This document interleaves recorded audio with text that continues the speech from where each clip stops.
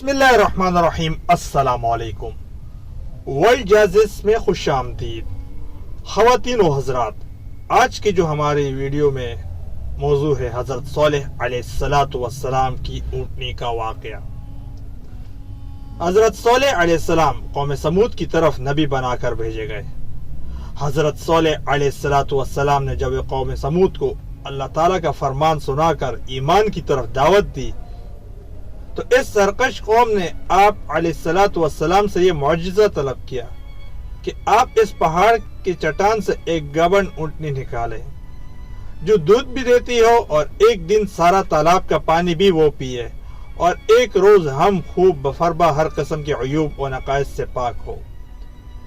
चुनाचे हज़रत सालेह अलैहिस्सलातु वस्सलाम ने अल्लाह पाक के हुजूर में दुआ की और चट्टान की तरफ इशारा किया तो फौरन ही वो फट गई और इसमें एक निहायत खूबसूरत, तंदुरुस्त और खूब बुलंद कामत ऊँटनी निकल आई जो गाबन भी थी और निकलकर इसने एक बच्चा भी जना। गाबन से मुराद हमला ऊँटनी। ये अपने बच्चे के साथ मैदानों में चरती थी। इस बस्ती में एक तालाब भी था जिसमें पहाड़ों के चश्मों से पानी गिरकर जमा होता था। हज़रत सालेह अलैहिस्सलातु वस्सलाम ने फरमाया कि ए लोगों, ये मौजिज़ा की ऊँटनी है। एक रोज तुम्हारे तालाब का सारा पानी ये पिए डालेगी और एक रोज तुम पी लेना। कौम इस बात को मान लिया। फिर आप अलैहिस्सलातु वस्सलाम ने कौम समूद के सामने ये फरमाई, कुरान में जिसका तर्जुमा ये है कि ए मेरी कौम, अल्लाह की इबादत करो, इसके सिवा तुम्हारा कोई माबूद नहीं। बेशक तुम्हारे पास रब की तरफ से रोशन दलील आई है।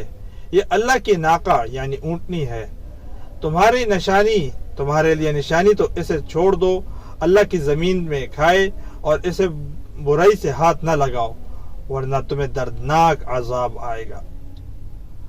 ख़वातीन व हज़रात, यानी चंद दिन तो कौम समूद ने इस तकलीफ को बर्दाश्त तो किया।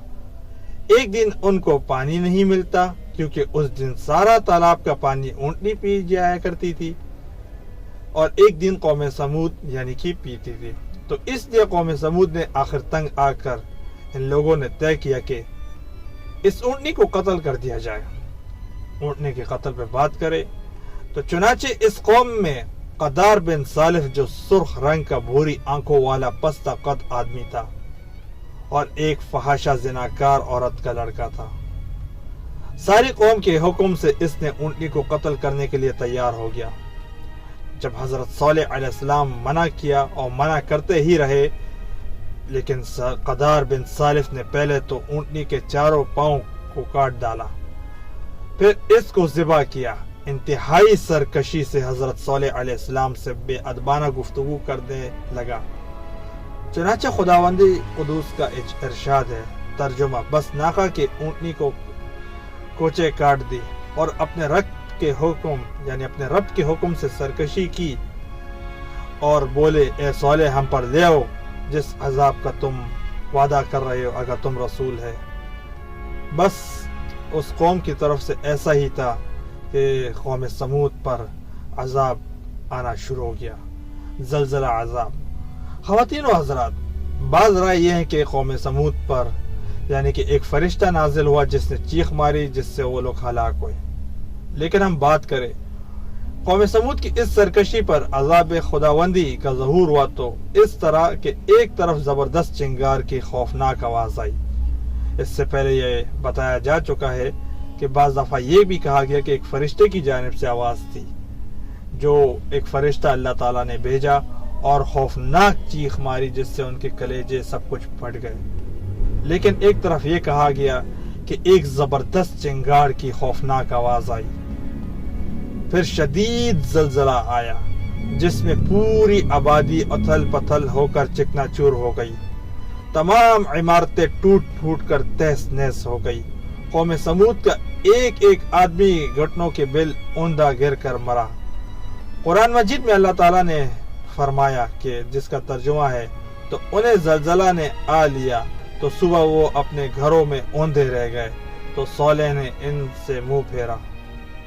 حضرت صالح علیہ السلام نے جب دیکھا کہ پوری بستی زلزلے کے جھٹکوں سے تباہ و برباد ہو کر اینٹ پتھروں کا ڈھیر بن چکی ہے، تو پوری قوم ہلاک ہو چکی ہے، تو آپ علیہ السلام کو بڑا صدمہ اور قلق ہوا، اور پھر آپ علیہ السلام قوم سمود کو اور ان کی بستیوں کو ویرانوں کو اس قدر نفرت سے ہو گئی تھی کہ آپ علیہ السلام نے ان لوگوں سے ہی منہ پھیر لیا اور اس بستی کو چھوڑ کر دوسری طرف تشریف لے گئے۔ چلتے وقت مردہ لاشوں سے یہ فرما کر روانہ ہو گئے قرآن مجید میں، جس کا ترجمہ یہ ہے کہ اے میری قوم، میں نے تمہیں اپنے رب کی طرف سے رسالت پہنچا دی، تمہارا بھلا چاہا، مگر تم خیر خواہوں میں سے نہیں تھے، خیر خواہ کے غرض ہی نہیں رکھتے تھے۔ خواتین و حضرات، خلاصہ کلام یہ ہے کہ یہ قوم سمود کی پوری بستی ویران ہو کر کھنڈر بن گئی اور پوری قوم فنا کے گھاٹ اتر گئی۔ آج ان کی نسل کوئی انسان روئے زمین پر باقی نہ رہا۔ اس واقعے سے یہ سبق ملتا ہے، جب ایک نبی کی ایک اونٹنی کو قتل کر دینے والے قوم کو عذاب الہی تباہ کاریوں کو اس طرح فنا ہو گئی اور ان کی نسل کا کوئی انسان بھی روئی زمین پر باقی نہ رہا، تو جو قوم پھر اپنے نبی کی یعنی کہ اپنے نبی کی اولادوں کو قتل کرے یا اپنے نبی کے حکموں کی نافرمانی کرے، تو بھلا وہ قوم کیسے بچ سکتی ہے؟ میرے بھائیوں، دوستوں، بزرگوں، ہم امت محمدیہ بہت خوش قسمت ہے۔ ہم امت محمدیہ پر اللہ کے پیارے حبیب صلی اللہ علیہ وسلم کے بہت سارے احسانات ہیں، ان کی دعاؤں کی بدولت آج ہم بچے ہوئے ہیں، ورنہ تو پچھلی قوم میں ایک گناہ ہونے پر، ایک سرکشی ہونے پر اللہ عذاب لے آتا تھا، اور آج کے دور میں ہم اللہ جانے کہ کتنی سرکشیاں کرتے رہتے ہیں۔